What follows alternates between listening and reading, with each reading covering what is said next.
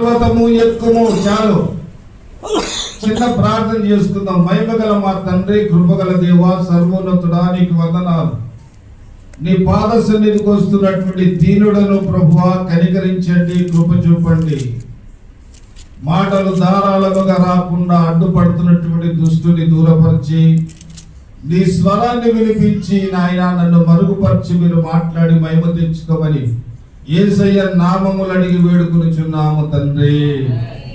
ఇక్కడ చాలా జాగ్రత్తగా గమనిస్తే భక్తుడు అంటాడు, ఉన్నత పర్వతము ఎక్కించుము. తనలో ఉండేటటువంటి ఆశను, తనలో ఉండేటటువంటి కోరికను దేవునికి తెలియజేస్తూ ఉన్నాడు. దేవుడు ఉన్నతమైనటువంటి స్థలములను ఎక్కించేవాడు. చాలా జాగ్రత్తగా గమనిస్తే మొదటి దినవృత్తాంతాల గ్రంథము 14వ అధ్యాయము 2వ వాక్యాన్ని చదివితే ఇక్కడ చాలా తేటగా వ్రాయబడింది. చూద్దాం ఆ మాట. 14:2 మొదటి దినవృత్తాంతములు 14:2.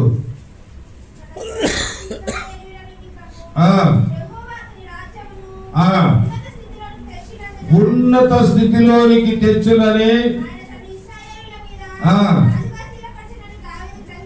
దావీదు గ్రహించిన పరిస్థితి ఏంటి? ఈయన హృదయంలో ఉండేటువంటి ఆశను మనము గమనించినట్లయితే దావీదు చిన్ననాటి నుండి తనకు ఒక ఆశ. ఏమిటి ఆ ఆశ? 61వ కీర్తన 2వ వాక్యంలో స్పష్టంగా చెప్తున్నాడు. దావీదు ప్రార్థన చేస్తా ఉన్నాడు. ఏమని ప్రార్థన చేస్తా ఉన్నాడు? చదువు. నా ప్రాణము తల్లడిల్లగా భూదిగంతరముల నుండి నీకు మొరపెట్టుచున్నాను. నేను ఎక్కలేనంత ఎత్తైన కొండపైకి నన్ను ఎక్కించు. దేవునికి స్తోత్రం చెప్పండి. ఈ ఆశ ప్రతి ఒక్కరిలో రావాలా. ఈ ఆశ దేవుడు ఏం చేస్తాడంటే ఆశపడే ప్రాణాన్ని తృప్తిపరుస్తాడు. ఎక్కడనో గొర్రెల దొడ్డిలో గొర్రెల్ని మేపుతూ మందల్ని మేపుతూ జీవిస్తున్నటువంటి దావీదులో తెలియకుండానే ఒక ఆశ పుట్టింది. ఏమిటి ఆశ అంటే, ఒక ఉన్నతమైనటువంటి పర్వతము పైకి నన్ను ఎక్కించుము. నేను ఎక్కలేను.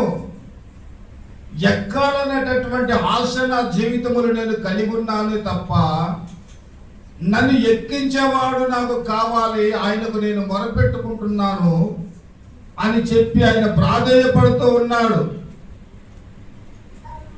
ఈ ఉన్నతమైనటువంటి స్థలములోనికి దావీదు ఎక్కాలంటే దావీదు ఏమి కలిగి ఉన్నాడంటే దీన మనసు కలిగి ఉన్నాడు. దేవునికి స్తోత్రం చెప్పండి. ఏమీ లేనప్పుడు మనం ఏ రీతిగా దీనత్వంలో ఉన్నామో అదే దీన స్థితిలో మనం ఉన్నప్పుడు ఒక ఉన్నతమైనటువంటి స్థితిలోనికి మనల్ని దేవుడు నడిపిస్తాడు. ఏమీ లేని మన జీవితంలో సమస్తమును కలిగేటట్లుగా చేస్తాడు. ఎప్పుడు చేస్తాడు ఈ కార్యము?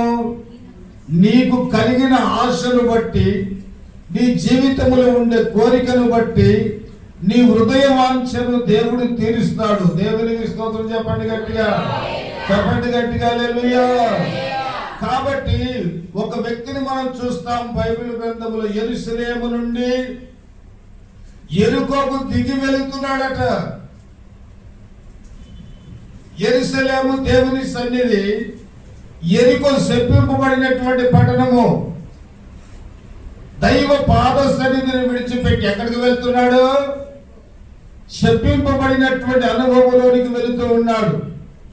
నా ప్రియమైనటువంటి ప్రియ దేవుని సంగమా, దేవుని బిడ్డలారా, ఆయన ఉన్నతమైనటువంటి పర్వతము నిన్ను నన్ను ఎక్కించాలంటే మన జీవితంలో మనము ఏమి కలిగి ఉంటే మనల్ని ఉన్నతమైనటువంటి స్థలములోనికి ఆయన ఎక్కిస్తాడని ఒక మాట జ్ఞాపకం చేసుకుందాం. యోబు గ్రంథము 5వ అధ్యాయము 11వ వాక్యము.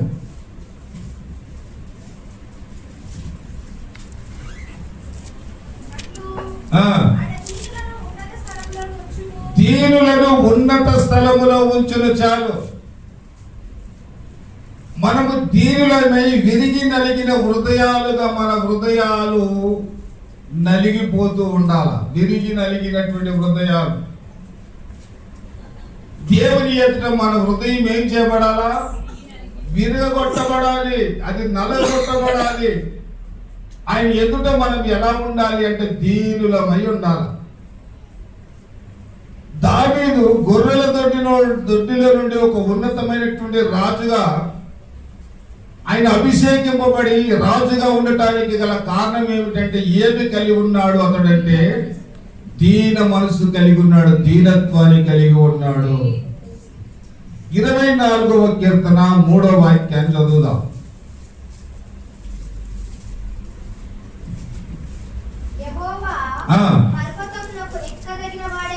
యెహోవా పర్వతములకు ఎక్కదగిన వాడెవడు? ఆయన పరిశుద్ధ స్థలములో నిలవదగిన వాడెవడు? ఎవరు నిలబడతారు?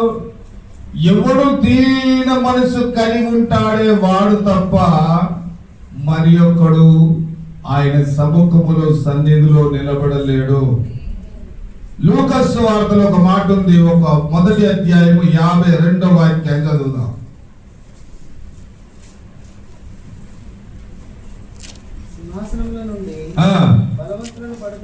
చూడు, సింహాసనముల నుండి బలవంతులను పడదోసి దీనులను ఎక్కించును. దేవునికి స్తోత్రం చెప్పండి గట్టిగా.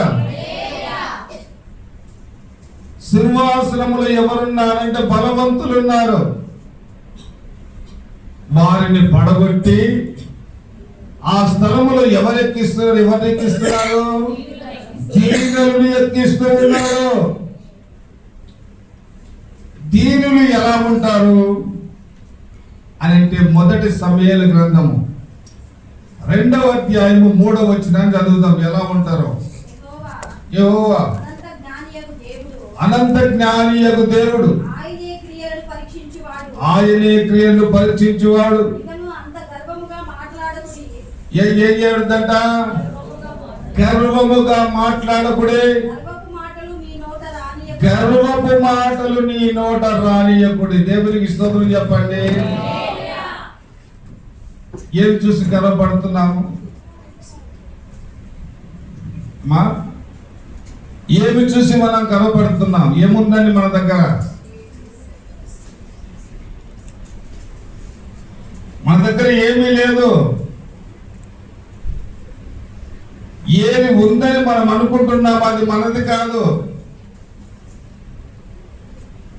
ఏమి చూసి నువ్వు గర్వపడుతున్నావు? గర్వపు మాటలు నీ నోట రానియకుడి. చాలా మందికి తెలియక ఎప్పుడు చూసినా ఏ మాటలు మాట్లాడతారు? గర్వపు మాటలు మాట్లాడతారు. గర్వపు మాటలు దీనుల నోట ఉండకూడదు. అవి ఆయన వారి నోట ఆ మాటలు రానియకమని చెప్పి ఆయన జ్ఞాపకం చేస్తూ ఉన్నాడు. అదే లూకాసు వార్త 1వ అధ్యాయము 49 నుండి 52 వచనాలు చదువుదాం.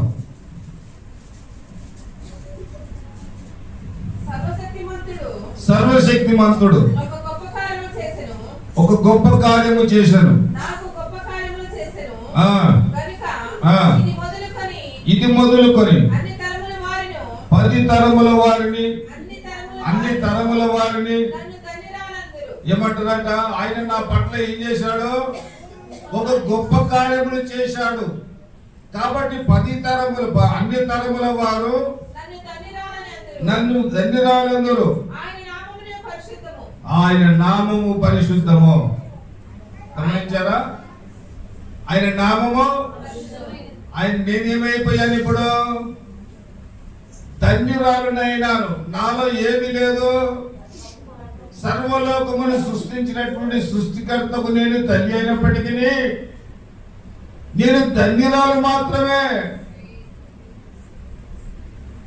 కాబట్టి దేవుని బిడ్డల నోట ఏముండొద్దంటే గర్వపు మాటలు రావద్దు, అవి మీ నోట ఉండొద్దు. ఇది దీనులకు తగినటువంటిది కాదు. ఫిలిప్పీయులకు రాసిన పత్రిక 2వ అధ్యాయము 5వ వచనం నుండి 10 వచనాల వరకు మనము చదువుకోండి. తర్వాత ఇప్పుడు 9-10 వచనాలు చదవండి. అందుచేతను ఆ, పరలోకమందున్న వారిలో గాని, భూమి మీద ఉన్న వారిలో గాని, భూమి క్రింద ఉన్న వారిలో గాని ప్రతి మోకాలు యేసు నామములో వంగునట్లు ప్రతి వాని నాలుక తండ్రి అయిన దేవుని మహిమార్థమై యేసుక్రీస్తు ప్రభు అని ఒప్పుకొనున్నట్లును అధికముగా హెచ్చించి చాలు. సర్వలోకములుండే మానవులందరూ కూడా వారి నోట యేసు నామము ఉచ్చరింపబడాలి. ప్రతి వారి మోకాలు ఆయన నామములో వంచబడాలి. అంతే తప్ప హెచ్చించుకున్నట్టుకు నా దగ్గర ఏమీ లేదన్నాడు ఆయన. ఎందుకు హెచ్చించుకోవాలి? ఏముందని హెచ్చించుకుంటాము? ఒక చక్కని మాట ఉంది. ఒకడు లోకమంతా సంపాదించుకున్నాడు. ఏం సంపాదించుకున్నామా? చెప్తున్నాడు, ప్రాణముతో ప్రాణమా తినుము త్రాగుము. అప్పుడు ఆయన అంటాడు, రే వెర్రుడా, ఈ రాత్రి నీ ప్రాణాన్ని అడుగుతున్నావు, నువ్వు సంపాదించినదంతా ఎవరినగును? వాస్తవానికి గమనించాలి, సంపాదిస్తాము, దాచిపెడతాము, అన్నీ బాగానే ఉన్నాయి. మన గర్వాన్ని బట్టి ఆయన అంటాడు, రేపు ఇచ్చాడా, ఎందుకు గర్వపడుతున్నావు?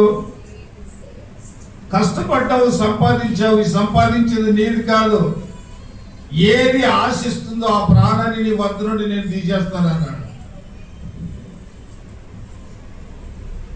చివరికి గమనించండి, ఈ దేహాన్ని ఎంత ప్రేమిస్తున్నామో చివరికి ఈ దేహం మనది కాదు.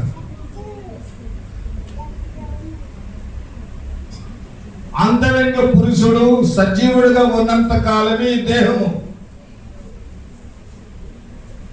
ఈ దేహాన్ని ఎంత ప్రేమిస్తాము, ఎన్ని సెంట్లు కొడతాము, ఎన్ని రకరకాల మూలికలు తెచ్చి రాస్తా ఉంటాం. ఎన్ని రాసినా, ఎన్ని శుభ్రం చేసినా ఒక రోజు రాబోతుంది, ఆ దేహము కూడా నీది కాదు. అది ఎక్కడి నుండి తీయబడ్డదో తిరిగి అక్కడికే వెళ్తుంది. ప్రయోజనం నువ్వు సంపాదించిన సంపదంతా ఏమవుతుంది? కొన్ని నీ దేహం అన్నా తింటుందా? నీ దేహము కూడా ఏం తినడం లే. కాబట్టి దేవుడు ఒక ఉన్నతమైనటువంటి పర్వతము మనల్ని ఎక్కించాలి అంటే మనం ఏమై ఉండాలంటే దీనులై ఉండాలి. దేవునికి స్తోత్రం చెప్పండి గట్టిగా. మొదటి సమూయేలు గ్రంథము 9వ అధ్యాయము 21వ వచనములో ఇక్కడ సౌలు ఏమంటున్నాడో చూద్దాం.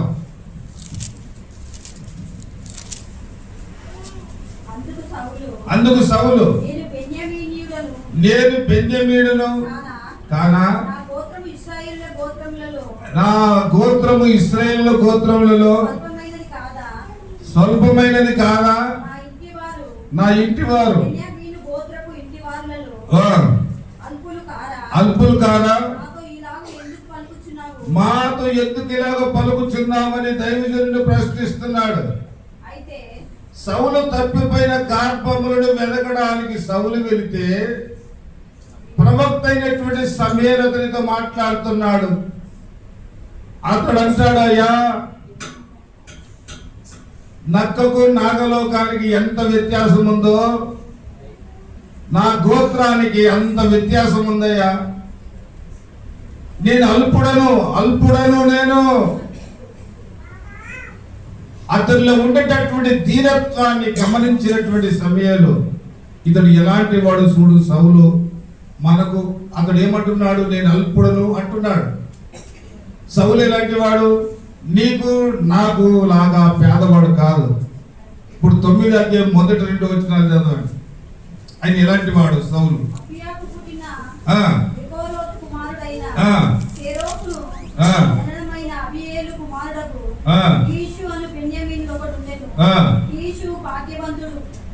తండ్రి ఎలాంటి వాడంటమ్మా? భాగ్యవంతుడు. అతని కుమారుడు సౌలు, అతడు భాగ్యవంతుడు, శ్రీమంతుడు. ఇతడు ఎలాంటి వాడు? సౌందర్యము కలిగినటువంటి వాడని రాయబడింది. ఎలాంటి వాడు అతడు? బహు సౌందర్యము కలిగిన వాడు. తను తాను అల్పునిగా ఎంచుకుంటున్నాడు. నేను ఎంతటి వాడిని రాజు అవుటకు, నేను సరిపోను. తన ధీరత్వాన్ని కనబరుస్తున్నట్లుగా మనం చూస్తున్నాం. ఇప్పుడు 25వ వచనంలో ఏమంటాడో చూద్దాం.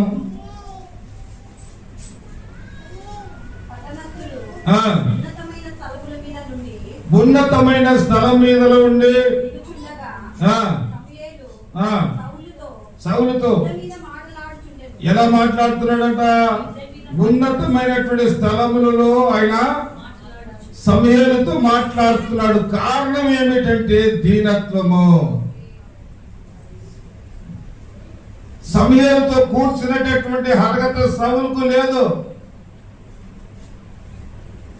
అయినప్పటికీ కూడా సౌలుతో సమూయేలు మాట్లాడుతున్నాడంటే అతను ఏముంది? దీనత్వం ఉంది. దేవునికి స్తోత్రం చెప్పండి గట్టిగా. ఇక్కడ చూడండి 15వ అధ్యాయము, మొదటి సమూయేలు 15 అధ్యాయము 17, 18 వచనాలలో, అందుకు సమూయేలు నీ దృష్టికి నీవు అల్పుడుగా ఉన్నప్పుడు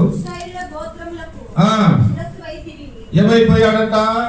నువ్వు ఎంతకాలము దీనుడవై ఉన్నావో అంతకాలము ఇశ్రాయేలు జనాంగానికి నువ్వు శిరస్సుగా ఉన్నావు. అప్పుడు ఏం చేశాడంటే యెహోవా నిన్ను ఇశ్రాయేలు మీద రాజుగా అభిషేకించెను. మరియు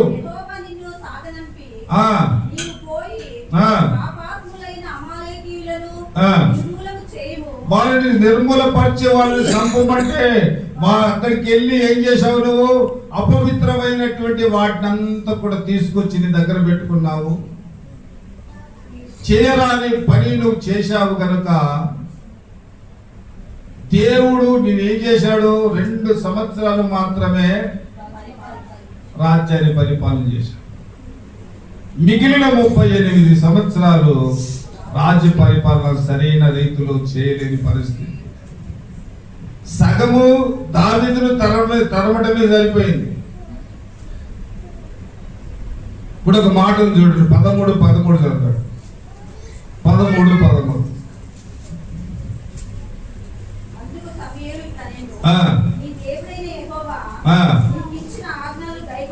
గైకొనక నువ్వు అవివేకమైన పని చేసినవి. నీ రాజ్యం ఇశ్రాయేలు మీద సదాకాలము స్థిరపరచుటకు యెహోవా తలచి ఉండెను. అయితే ఏమైపోయింది? ఏమనుకున్నాడంట? మొదట ఆయన దీనత్వాన్ని చూసి అనుకున్నాడు, తరతరములు కూడా ఎన్నే ఉంటే బాగుంటున్నాడు. ఆ దీనత్వపు స్థితి నుండి ఇతడు గర్వంగా ప్రవర్తిస్తాడన్న సత్యాన్ని చాలా ఆలస్యంగా తెలుసుకున్నాడు.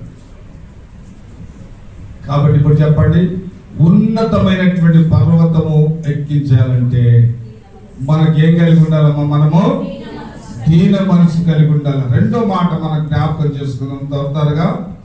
ద్వితీయోపదేశ కాండము 32వ అధ్యాయము 12, 13 వచనాలు చదువుదాం.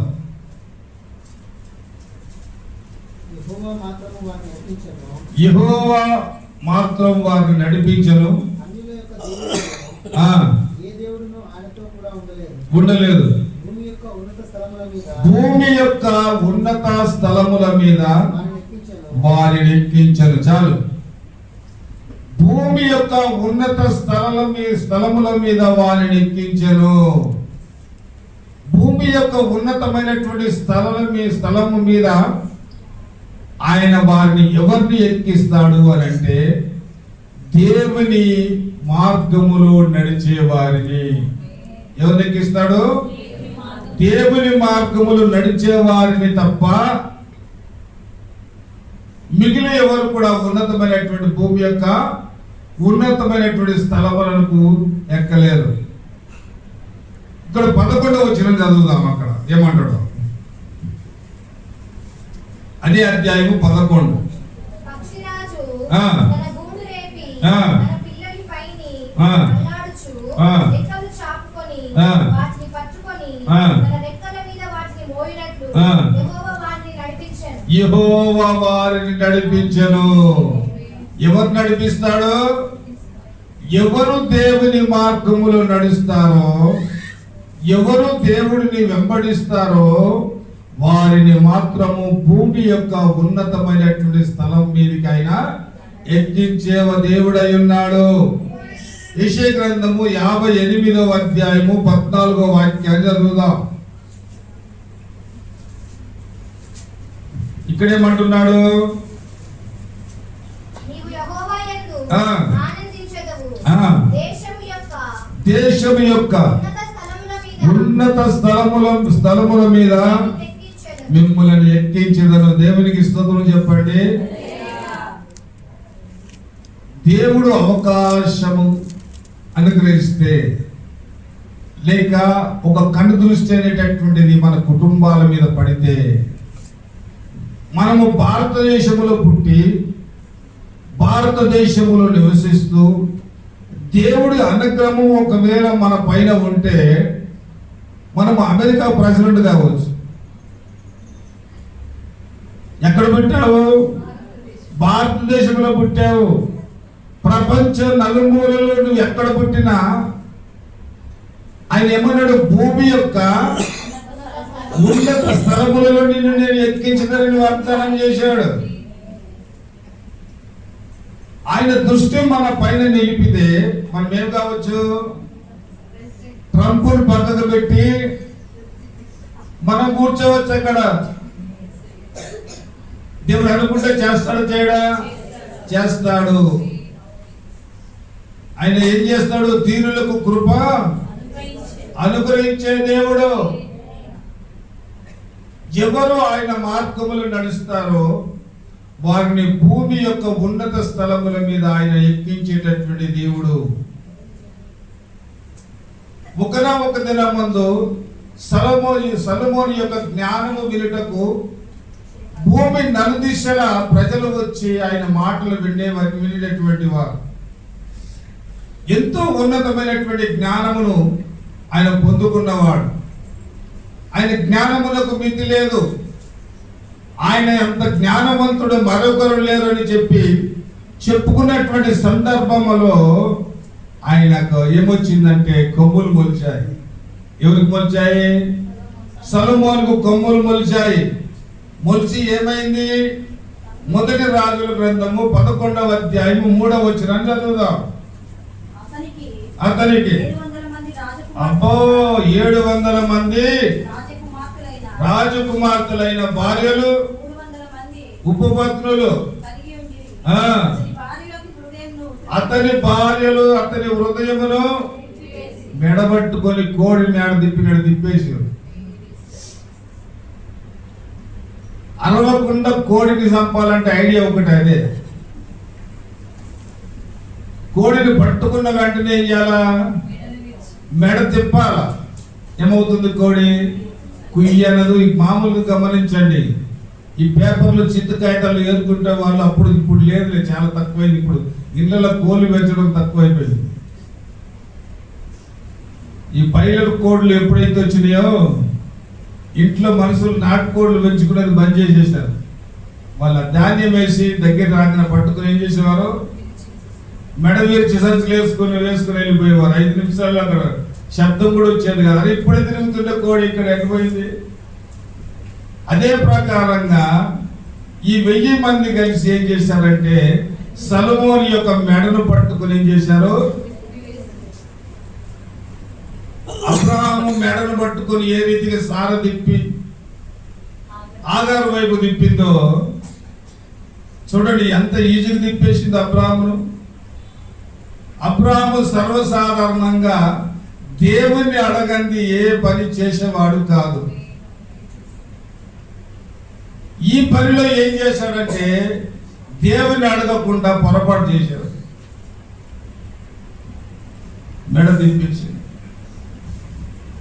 నా ప్రియమైనటువంటి ప్రియ దేవుని సంగమా, ప్రియ దేవుని బిడ్డలారా, ఆయన ఉన్నతమైనటువంటి పర్వతం పైకి మనల్ని ఎక్కించాలా, ఉన్నతమైనటువంటి స్థితిలో మనల్ని ఉంచాలంటే దేవునిలో మనము నడిపించబడేటటువంటి వారముగా ఉండాలి. ఎబ్రీయులకు రాసినటువంటి పత్రిక 13వ అధ్యాయము 9వ వచనాన్ని చదువుదాం. నానా విధములైన ఏ బోధల చేతంట?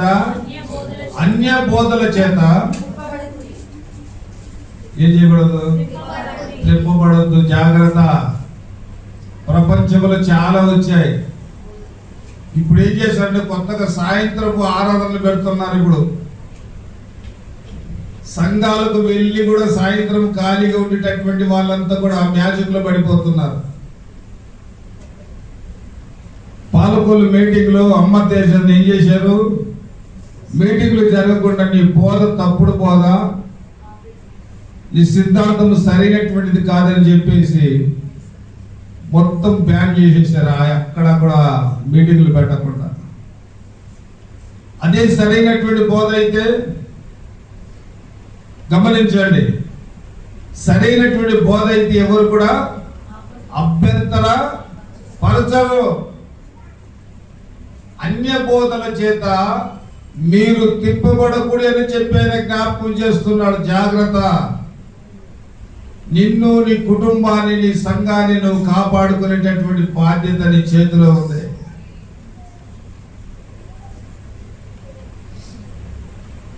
ఆయన ఒకవేళ గనక మనల్ని నడిపిస్తే మనకేంటి?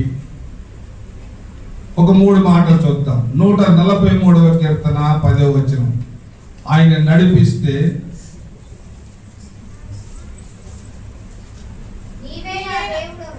నీవే నా దేవుడు, నీ చిత్తానుసారముగా ప్రవర్తించుటకు నాకు నేర్పుము.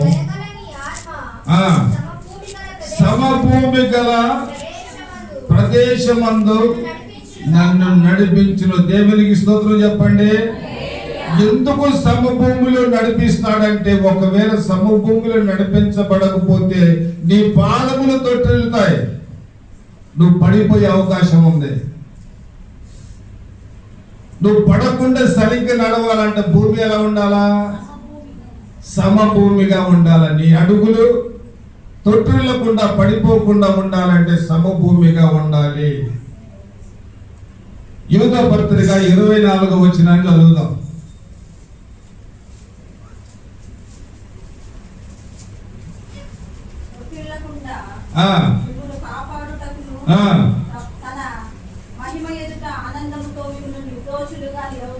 నిలవబెట్టుటకును శక్తిగల మన రక్షకుడైన అద్వితీయ దేవునికి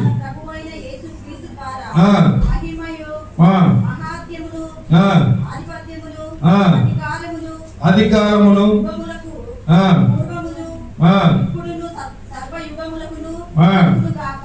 కలుగునుగాక. ఆయనకు మించినటువంటి దేవుడు మరొకడు లేడు. ఆయన ఎలా నడిపిస్తాడు? మనల్ని సమభూమిలో నడిపిస్తాడు. లూకా సువార్త 4వ అధ్యాయం 1వ వచనాన్ని చదువుదాం.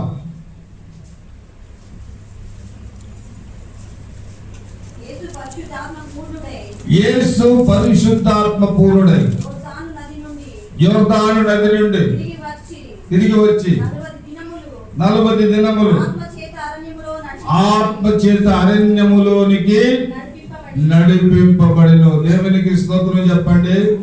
పరిశుద్ధాత్మ చేత నింపబడిన వాడై అరణ్యములకు నడిపించబడ్డాడు. దేవునికి స్తోత్రం చెప్పండి. ఆయన నడిపిస్తే మనల్ని ఎలా నడిపిస్తాడు?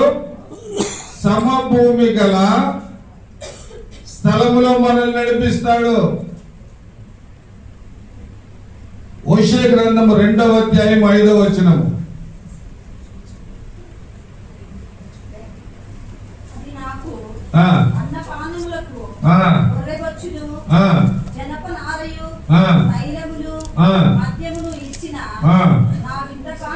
ఆ, నేను వేటాడవద్దని కోరుచున్నది. ఆ. ముంద కంచే దాని మార్గములకు చదువు అడ్డము వేయును. ముళ్ళ కంచె అడ్డము వేయు దాని మార్గములకు అడ్డము తన మార్గములకు అడ్డం వేయును. వేయుదురు దాని దాని మార్గములు మార్గములు దానికి కనబడకుండా దానికి కనబడకుండా గోడ కట్టుదురు. గోడ కట్టుదురు. దేవునికి స్తోత్రం చెప్పండి. తన మార్గము తనకు తెలియకుండా ఏం చేస్తారట? అక్కడ గోడ కట్టి వేస్తారు. కనుక ఏ మార్గము నడిపిస్తాడు?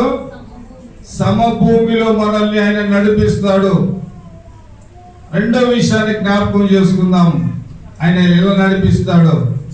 మీకా గ్రంథం 7వ అధ్యాయము 14వ వాక్యం. మీ చేతికర్ర తీసుకొని ఆ. మీ చెనులను ఆ. కర్మేలుకు చేరిన ఆ. అడవిలో ప్రత్యేకముగా నివసించు. ప్రత్యేకముగా నివసించు. మీ స్వాస్థ్యపు వారిని మీ స్వాస్థ్యపు వారిని మేపుము. ఏం చేయాలా? మేపాలా. ఏం చేయాలా? ఇక్కడ ప్రత్యేకమైన వారిని దేవుని ప్రజలు ఎలా ఉండాలి అని అంటే ప్రత్యేకముగా ఉండాలి, వేరుబాటు కలిగి ఉండాలి. ఈయన ఏం చేస్తాడు? ప్రత్యేక పరుస్తూ ఆయన నిన్ను నడిపిస్తాడు. ఎప్పుడు కూడా నువ్వు ఎలా ఉండాలి లోకములు అంటే ఒక ప్రత్యేకమైనటువంటి వాణిగా నువ్వు ఉండాలి. యోహాను సువార్త 16వ అధ్యాయం 13వ వచనం. అయితే ఆ, ఆయన ఆ, అనగా సత్యస్వరూపి అయిన ఆత్మ వచ్చినప్పుడు సర్వసత్యములోనికి నేను నడిపించును. దేవునికి స్తోత్రం చెప్పండి. ఒకటి సమభూమిలో నడిపిస్తాడు. రెండోదిగా మనల్ని ఏం చేస్తాడంటే ప్రత్యేకముగా నడిపిస్తాడు. మూడోదిగా మనం జ్ఞాపకం చేసుకుంటే సత్యములోనికి సర్వసత్యములోనికి నడిపిస్తాడు. ఎలా నడిపిస్తాడమ్మా? ఈ 58వ కీర్తన, యెషయా గ్రంథము 58వ కీర్తన అంతా కూడా దేని కొరకు వ్రాయబడిందంటే ఉపవాసము కొరకు వ్రాయబడ్డది. 3వ వచనము నుండి మనం చదువుకుంటూ వెళ్తే చాలు. మరి తర్వాత చదువుకోండి. 9వ వచనం మాత్రం చదువు. అప్పుడు నీవు ఆ, పిలువగా యెహోవా ఉత్తరమిచ్చెను. ఎప్పుడు నీవు ఉపవాసం ఉండి ఒక మాట జ్ఞాపకం చేసుకుందాం. ఇప్పుడు నువ్వు ఉపవాసం ఉండాలి. ఎలా ఉండాలో ఒకసారి చెప్పండి. మీరు ఒకసారి చెప్పండి. ఉపవాసం ఎలా ఉండాలి? నేను వాక్యం అడుగుతాను. ఎలా ఉండాలి ఉపవాసం? ఉపవాసం ఎలా ఉండాలి? ఇప్పుడు ఒక రోజు, ఇప్పుడు 3 రోజులు ఉపవాసం ప్రార్థన సంఘంలో ఎలా ఉండాలి అమ్మా? చెప్పండి అమ్మా. తెలుసా తెలీదా? చెప్పండి. తెలుసా? ఎలా ఉంటారు చెప్పండి. ఒక్కరోజు ఉపవాసం ఉండాలి. ఎలా ఉండాలి? ఎట్లా? మీరు వినబడ్డట్టు చెప్తే కదా నాకు అర్థమైంది. ఎలా ఉండాలని మీకు చెప్తా, తెలియకపోతే వినండి. ఈ రోజు రాత్రి, రేపటి నుండి నేను ఉపవాసం ఉండాలి. తెల్లారి నుండి ఉపవాసం ఉండాలి. ఈ రాత్రి భోజనం చేసుకున్నా. రేపు తెల్లారి నుండి నేనేం చేయాలా? ఉపవాసం ఉండాలి. ఉదయము బ్రేక్ఫాస్ట్ లేదు, మధ్యాహ్నము లేదు, రాత్రికి లేదు. మరునాడు తిరిగి